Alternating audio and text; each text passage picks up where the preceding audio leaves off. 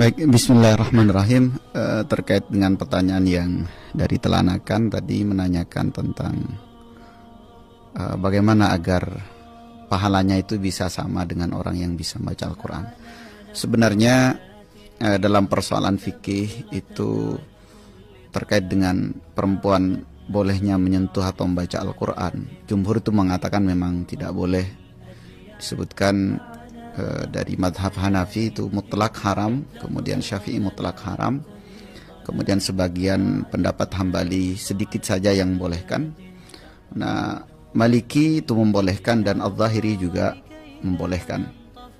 Alasan pembolehannya itu memang yang pertama karena alasan mereka, perempuan ketika tidak berdekatan dengan Al-Quran di masa haid itu kan masa yang panjang, sehingga kemungkinannya tidak bisa mendapatkan banyak kebaikan. Alasan yang kedua karena hadis yang larangan la yamassul Quran al-haid, jangan sampai menyentuh Al-Quran orang yang haid, dan seterusnya, itu dianggap dhaif karena ada seorang rawi bernama Ismail bin Ayyas, itu dianggap lemah. Tetapi alasan dari madhab-madhab yang lain jumhur ulama itu memang sangat kuat karena menganggap Al-Quran itu sebagai sesuatu yang harus dimuliakan, jadi tidak boleh disentuh kecuali orang yang suci, yang benar-benar suci segala macam. Nah, kemudian untuk kehati-hatian penanya bertanya, untuk kehati-hatian bertanya karena mengambil pendapat jumhur tidak menyentuh Al-Quran. Bagaimana agar pahala bisa sama?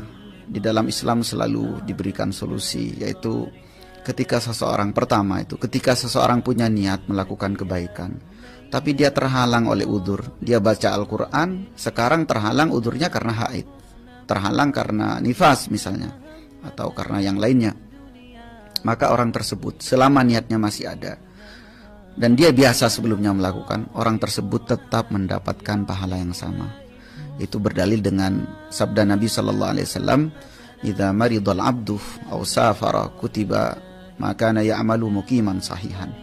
Jadi ketika seorang misalnya sakit atau dia dalam perjalanan, maka dia tetap mendapatkan pahala sebagaimana dia dalam keadaan sehat melakukan amalan itu atau dalam keadaan mukim di rumahnya. Jadi ini bisyarah dari Rasulullah SAW, perempuan-perempuan yang tidak bisa menyentuh Al-Quran, tidak bisa membaca Al-Quran, itu masih bisa mendapatkan pahala selama niatnya sama. Yang kedua, di dalam Islam ada banyak solusi. Ketika tidak bisa melakukan satu kebaikan, maka dialihkan ke kebaikan yang lain. Contohnya ketika ada sahabat-sahabat yang fakir miskin, tidak bisa bersedekah, datang ke Rasulullah. "Ya Rasulullah, kami orang yang miskin tidak bisa bersedekah. Sedangkan orang yang kaya kan enak. Sedangkan yasumuna kama nasum, mereka puasa, kita juga puasa. Yusalluna kama nusalli, mereka salat, kami juga salat. Lalu gimana nanti biar bisa sama?" Maka Rasulullah mengatakan, "Awalaysa fi kulli tasbihah sadaqah." Bukankah setiap satu tasbih itu adalah sedekah? Wa kullu tahmidah sadaqah, wa kulli tahmidah sadaqah, setiap tahmid ucapan alhamdulillah sedekah, dan seterusnya zikir yang lain. Maka perempuan bisa melakukan, perempuan-perempuan yang haid bisa mengalihkan ke amalan-amalan yang lain, misalnya memperbanyak zikir, karena baik jumhur ataupun yang membolehkan, jumhur yang melarang atau yang membolehkan itu untuk zikir-zikir itu sangat dianjurkan.